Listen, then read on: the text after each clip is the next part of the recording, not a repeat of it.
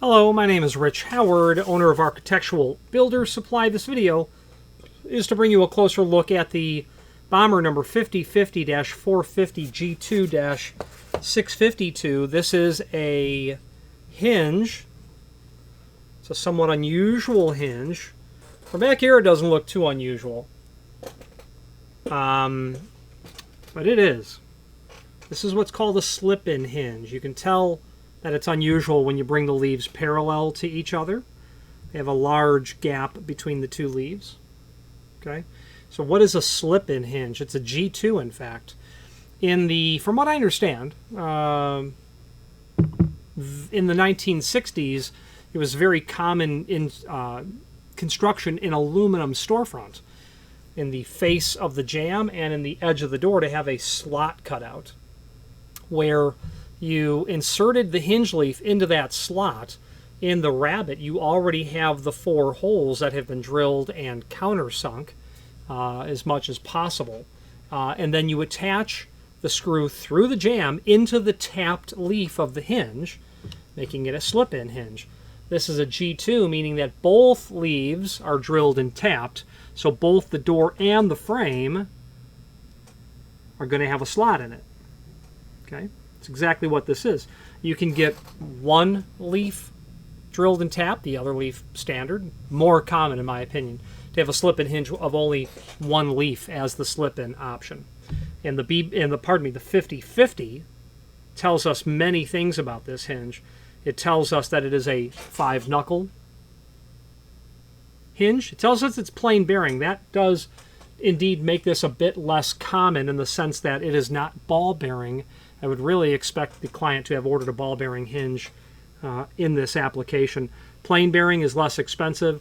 It's really an awful idea in my opinion, only because it's marginally more for a ball bearing hinge and the life expectancy of the hinge is orders of magnitude greater. So I can't explain why a plain bearing hinge was used unless it's in an extremely low volume sort of use door, a door that does not have a door closer on it. So it's plain bearing, it's 5-knuckle. It means that it is a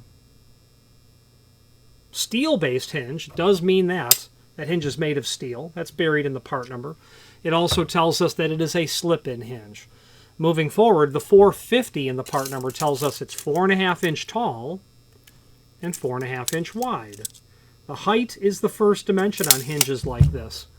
That's important because if I said 5 by 4.5, it's important to know the 5 is the first dimension, or if I said literally, 5 by 8, it's important to know it's 5 by 8 and not 8 by 5. Okay, so the height's the first dimension. Why is that the case? I don't know. Maybe because it's probably the more important, not the more important. If I were to tell you to get in your car and go to a destination, it might be handy to know first what direction I need to travel and then at what rate of speed.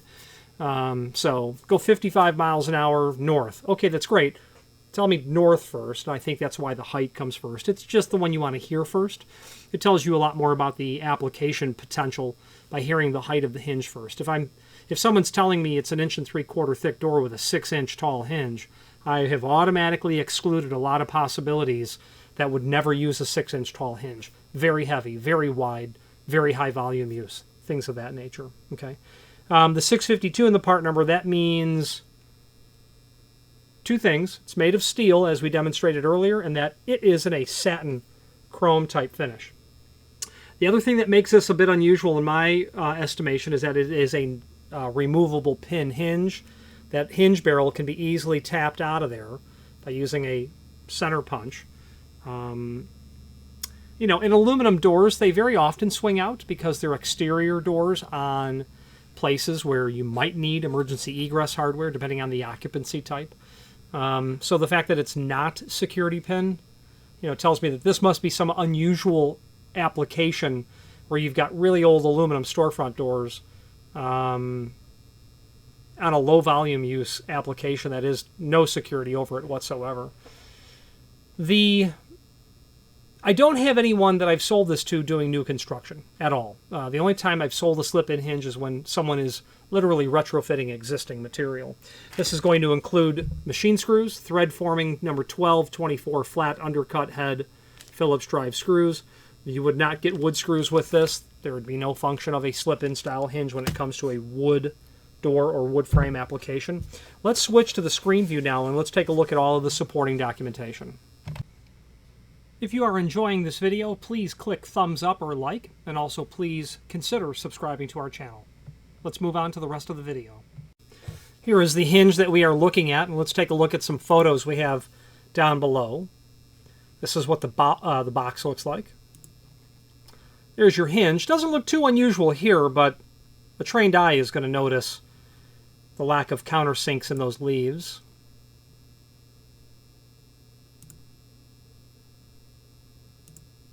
Back side of the hinge, showing it laying flat on the table. It's not a full surface hinge, and I'd have to study the template of this hinge against a full surface hinge, but it's pretty close. The leaf showing the Bommer logo, then up close. Okay, satin chrome finish, drilled and tapped holes. Now, let's take a look at the extended description. For medium weight, low frequency doors, used on aluminum doors and frames, hinge leaves slip into a slot in the door and or frame. Steel hinge with a steel pin. Both leaves are tapped and have a 5/16 hinge swag. We'll talk about that. Template. It's a template pattern. What the template pattern means is the location of these holes. While you can look at the technical drawing of this hinge on a template, the exact location of these holes is what we refer to as the template pattern. If you have a door and frame made to the template pattern, this hinge will work. If you have a zigzag pattern, this hinge will not work. It's not prepped like that. It's a non-rising removable pin. Non-rising means that the barrel of the hinge pin, it's knurled inside of there, and that helps resist the pin from moving up as the door is cycled thousands of times, almost like an extrusion, like sausage coming out of a sausage extruding machine into its casing. That pin will extrude out over time. Those knurls on the barrel, on the inside of the hinge pin, I should say, when it's seated, helps keep that from happening. It's a button, tip, pin, and plug. That there is called a button tip. Decorative tips are available on hinges. You'd really never see it on a slip-in hinge. Acorn, urn, steeple, other tips, which are mentioned down here. Other options, I'll leave that to you to discover. Now there's a link to the cut sheet that's here, and this is going to be a technical drawing showing you all of the dimensional properties of our G2. So this document is going to be good for the G1 and the G2. Yeah, they don't show it, and I'm going to show it to you momentarily. They don't call it G1 and G2. The G1 is one leaf tapped. So that 5/16 swag is really the reference to the gap between the two leaves when the door is in the closed position. The door is really going to sit in here, of course, okay, because your frame and your door edge thickness is going to come in there as well. What's nice about this is it does give you all the dimensional properties. I had a client ask me this morning for the diameter of the hinge pin itself. That's probably the only dimension that's not here. Location of the holes for the screws, your leaf length. You have 4.5 by 4 and 4.5, 4.5. That would apply to this document. You'll notice that there are different columns here. Steel, brass or bronze, or stainless steel. You can see how the part number changes as the base material changes. Okay, 0, 1, and 2. Steel, brass or bronze, stainless steel. The BB is the ball bearing version. The 8 is a 3-knuckle version, where the 5 is a 5-knuckle. They should have made that 30/50, I would say. And then the LB is the maintenance-free bearing type construction on their 3-knuckle hinge. Gives you the swag line, the dimension A, from the bend on the hinge, if there was one, to the end. pretty handy. Now, there's a link below this video to the manufacturer's page here, and when we click on that, this page will indeed come up where you can view not only all of the Bommer products that we sell by means of this horizontal navigation as seen here, as seen here, a link to the manufacturer's website, as well as a link to the product catalog. But first, let's look at the how to order matrix, because this is a single page out of the full line catalog and allows us to dissect these part numbers. Okay, we have a 5050, 5-knuckle, full mortise, slip-in, standard weight steel base. This hinge leaf thickness ought to be on the cut sheet document or the template, and it is 134 thousandths. Let's put our caliper on that and see how accurate it is. 0.136 is what I come up with. That's pretty good accuracy on the hinge leaf, naturally.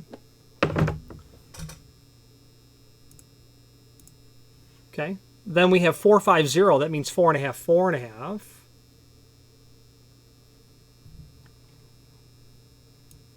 450. We don't have any door options here, tip or pin options, security options we don't have. You're going to get down into the slip-in options, the G2. Both leaves tapped with a 5/16 or 100, .3125 swag versus a 3/16 for a G1. Okay.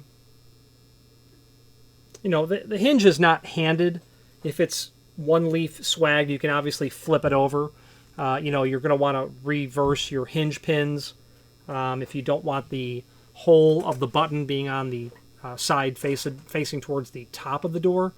If you, by all means, indicate a hand when you order those, and we'll transmit that to the factory so that at least they assemble them when it's a one-leaf swagged option to the proper handing. Do that work for you. Electric options should you need. And then, of course, your finish. They only list 6 finishes here. Suffice it to say, now speaking about those finishes, as I said, they list 6 here, but be mindful. Bommer has the ability of doing over 30, if not 36 different finishes. Different base materials are required to achieve that naturally. Steel, brass, or bronze. But they have an entire, very sophisticated plating plant. So the point of the matter is, if your finish isn't listed there, as they say, it's only an example. If you're looking for polished bronze for some reason, they can certainly help you with that. So be mindful. They can do that sort of work on the finishes. Now, that link to the product catalog here, that's pretty handy, because as are most hinge manufacturers' catalogs, they're a bit encyclopedic in the front, and that's a good thing, because it's helpful to be able to learn what the different types of hinges are and how they are shaped differently, manufactured differently to account for different types of requirements. For instance, hinge swag is defined here. Okay, so when the hinge leaf is not swagged at all, you'll have that 5/16 gap, meaning it's not bent right in this area. Okay, there's no bend here. Okay, 3/16 gap. This happens to be the G1 style, or the one leaf swagged, the other not. So really handy information that's here. Cross-reference charts. Explanation of the different series. Your 5000 is here. Let's see if we can get to a 50/50 cut sheet.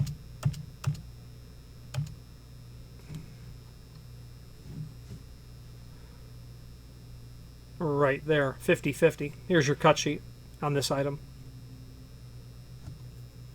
Explaining G1 and G2, what that looks like. Different base materials, different knuckle configurations as well. Tells you the sizes that are available, so pretty handy in that regard. The balance of this catalog is quite full of all things Bommer hinge related. If you know them at all, you probably do for their 3029 series double acting spring hinges. If you've ever been in a diner or somewhere where the door goes in and out, in and out, in and out till it self-centers and closes, it's probably a Bommer hinge. And if it's not a Bommer hinge, it's a clone of a Bommer hinge. The two brothers Bommer invented the entire spring hinge category in about 1876. And the current owner, fun fact, the current owner of Bommer is the husband of a granddaughter of one of the two founders of Bommer. So that's quite a stretch back in time. There you go. If you're looking for a single-acting or a double-acting spring-assisted hinge, Bommer would be the catalog to review. Let's wrap up this video on camera.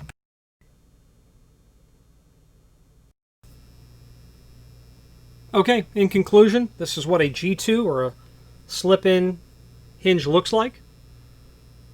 I don't bump into these very often. Very occasionally will I see these, and it's not in cities other than those that are on the old side. Chicago's full of them. I can't think of other cities where I've seen them, and it's only because I've spent almost all my life in Chicago. So you will see them, and occasionally, you know, a handful of times a year, someone's ordering a slip-in hinge. Here it is. We generally will see other types of hinges used. And by the way, Bommer includes this cardboard. This cardboard has two purposes. Initially, it's what is used to insulate the hinges from each other inside the packaging. That's its initial role. But it's also used as shims. If you have non-fire rated doors and you need a piece of cardboard to move that door, cant it a little bit, shim it over, bring it in, you know, that kind of stuff. These hinge shims, those pieces of perforated cardboard, are there for your use.